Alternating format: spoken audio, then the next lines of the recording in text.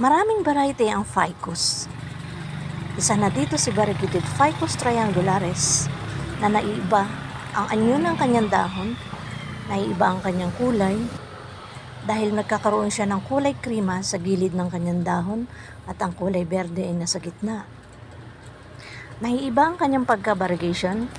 Minsan ang kanyang dahon ay nagkukulay puti at napakaganda pag ito'y napalaki mo na katulad nito, na pwede mo na siyang hubugin ng kahit anong hubog na gusto mong gawin, ay pwede mo siyang gawing tulis.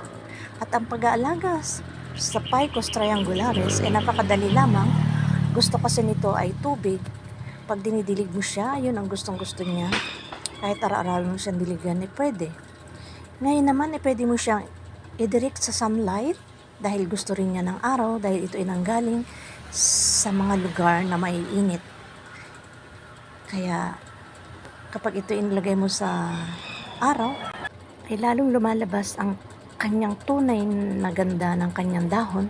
Ang pagka-variegation ng dahon ay lalong lumalabas ang kulay puti.